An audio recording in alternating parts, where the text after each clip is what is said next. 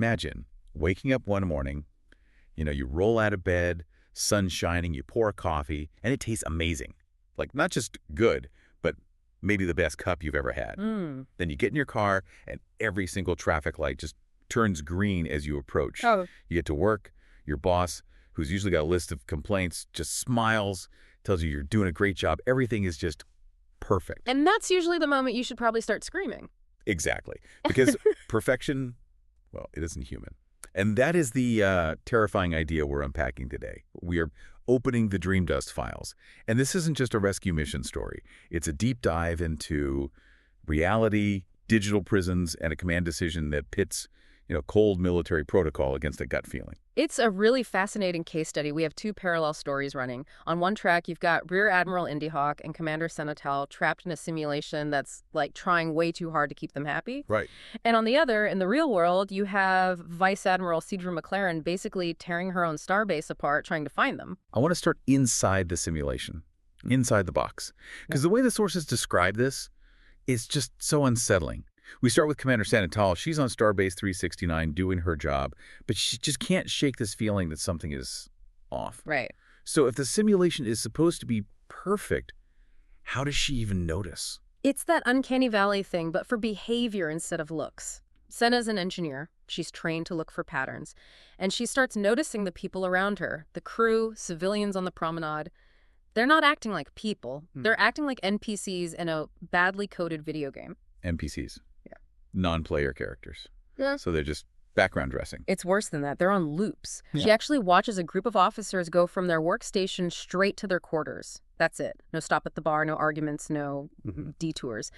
She says the promenade, which is usually this vibrant, chaotic mess, feels staged. Staged. Yeah. Everyone is just performing joy, but there's no actual substance there. It's efficient, but totally lifeless. That is so creepy. It's like living in a dollhouse where all the dolls have like 3 pre-programmed phrases. Uh-huh. So Sena decides to test this reality. And she does it in the way that I found, frankly, hilarious. She starts stalking her boss. Well, the logs say tactical surveillance, but yeah, she's stalking Rear Admiral Indi Hawk. She needs a variable. She needs to know if Indi is real or if she's just part of the program. And of course, Indi catches her. You don't just sneak up on a Rear Admiral. No, you really don't. Indi pulls her into her quarters. But this is the key moment. Instead of, reading her the riot act for insubordination, Indi asks a question that seems completely out of left field. She asks, when was the last time you spoke to Admiral Sidra MacLaren? Why that question, out of everything she could ask? Because on the real Starbase 369, Sidra MacLaren is the center of gravity. She's omnipresent. You feel her in the duty rosters, the security protocols, just the whole tone of the base.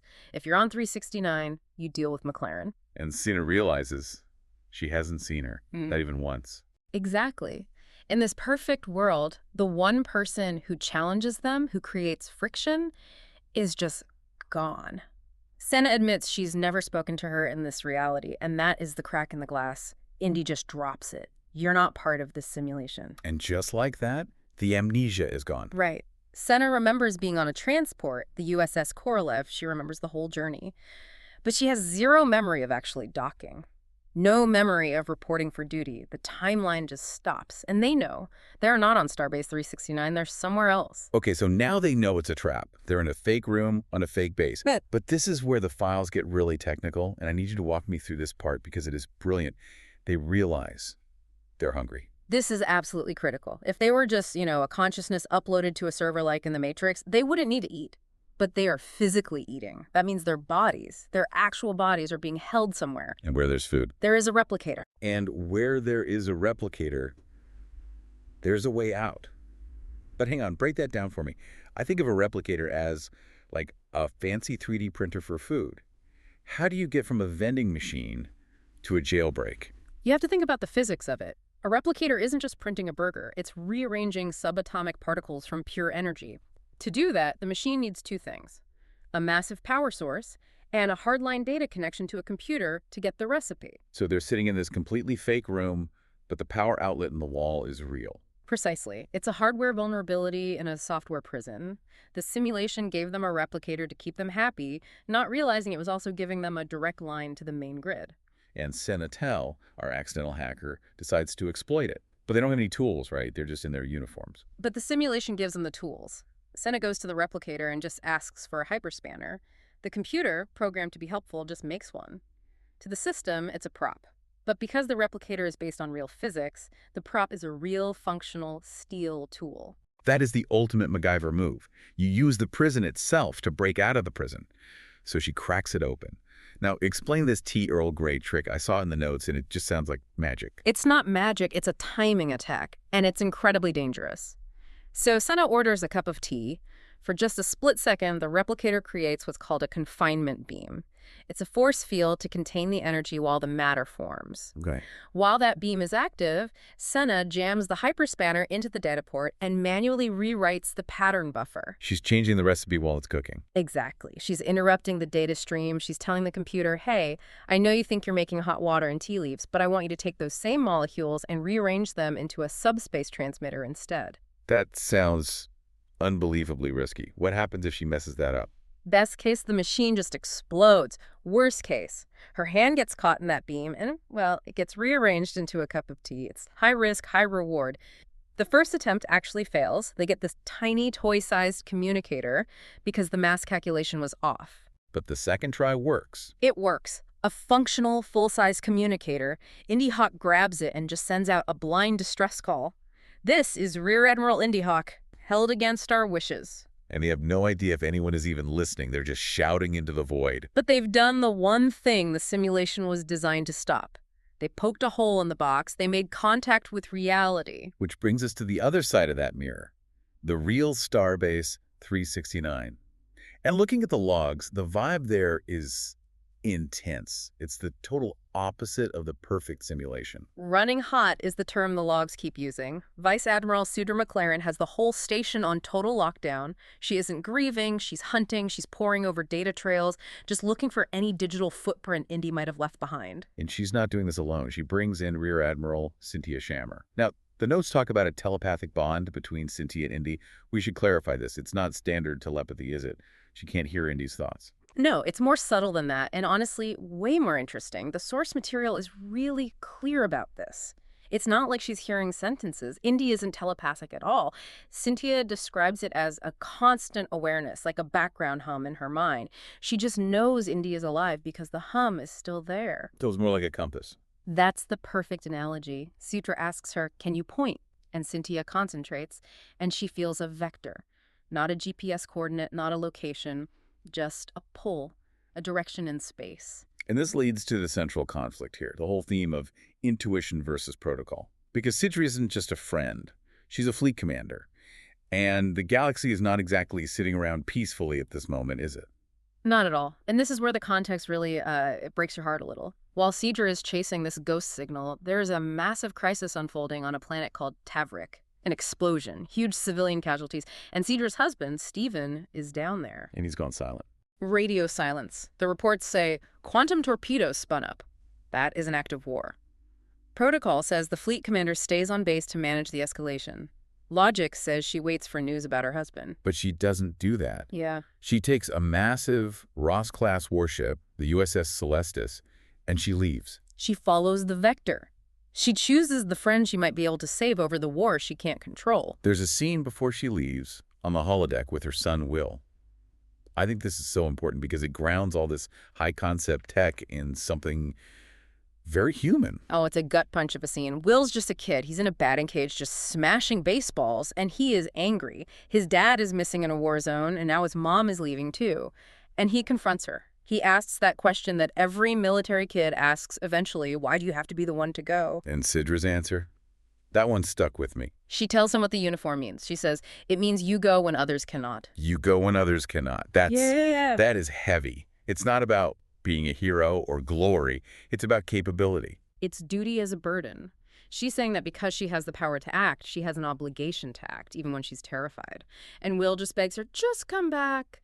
It just raises the stakes so much. If she's wrong about this vector, if Cintia's hunch is wrong, she abandoned her post and her son for absolutely nothing. So the Caelestis is on its way. They're scanning deep space, moving slowly, just following Cintia's mental compass. But then they find a problem in the files back on the station, something called biometric drift for Sena Tal. What exactly does that mean? This adds a whole spy thriller layer to it. Biometric drift basically implies that the biological data for Sena on the station has been manipulated. It suggests that the real Sena might not be the person they have on file. Wait, so the Senatel trapped in the box with Indi might not be the real target? Yeah. Or the one back on the station was a fake all along? It suggests a replacement. It means the enemy didn't just kidnap them. They might have put an imposter in Sena's place on the station before the lockdown. It complicates the rescue enormously. That's terrifying. So Sidra is flying into a potential trap to rescue someone who might legally be a ghost.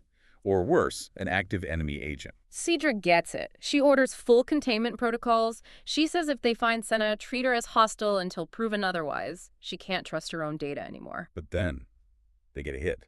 Yeah. Through all the static. The hacked communicator worked. They pick up a tiny fragment of audio, just naked their 369. Not real, they're watching. Not real. That confirms they know it's a sim. And it confirms Indi is alive. The vector was right. The gut feeling paid off. Back in the simulation, though, things are getting weird. The hack worked, but their world is literally dissolving around them. Yeah, we call this the White Room scenario. The simulation creates a reality based on the subject's acceptance of it. The moment Indi and Sena rejected that reality, the system couldn't handle it. It glitched. The walls turn white, doors appear out of nowhere, the world is failing. And Indi gets separated from Sena. She ends up in this stark white interrogation room with her yeoman. Only. It's not her yeoman. No. This entity, it starts drilling her. What did you say in the message? Who did you contact? Which is a tell. If the simulation was perfect, the computer would already know what she sent. It controls the airwaves. Exactly. The fact that they have to ask means they have a blind spot. Indi realizes she has the upper hand, so she starts testing the yeoman. She mentions the Dominion War. She says something like, "It was rather fair, wouldn't you say?" Which is an insane thing to say. The Dominion War was a brutal, horrific conflict. But the yeoman reacts defensively, and that confirms it. The enemy, these aren't just random hackers, they're changelings. The founders. Sync shifters. The ancient enemy of the Federation. The very same. Beings who can look like anyone. Your boss, your friend, your yeoman, but who struggle to mimic the heart, the messy parts of being human. They couldn't simulate the loyalty between Indi and Sidra because they just don't understand it. This changes everything. This isn't a kidnapping, it's an infiltration. And just as Sidra is closing in on this changeling prison, a new player enters the game. The USS Sentinel arrives. And they are intelligence. Starfleet intelligence, Captain Honorin Kane, a Cardassian working for Starfleet.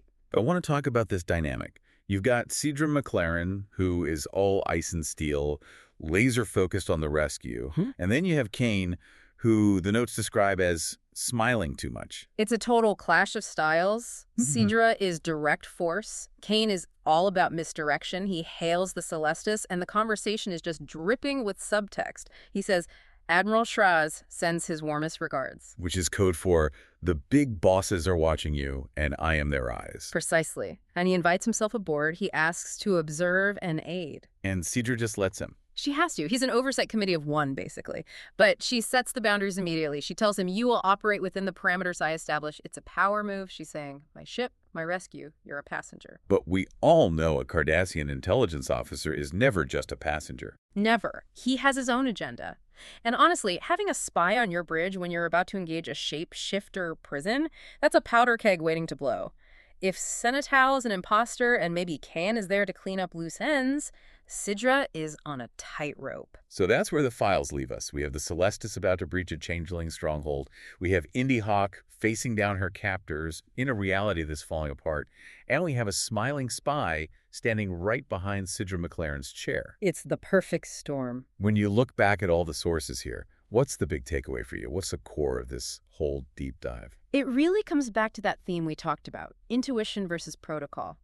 The changelings built a perfect simulation based on pure data. It was logical, but it failed because it couldn't replicate the human element, the shared history, the friendship, the intuition. The data said the T was real, but the memory knew it wasn't.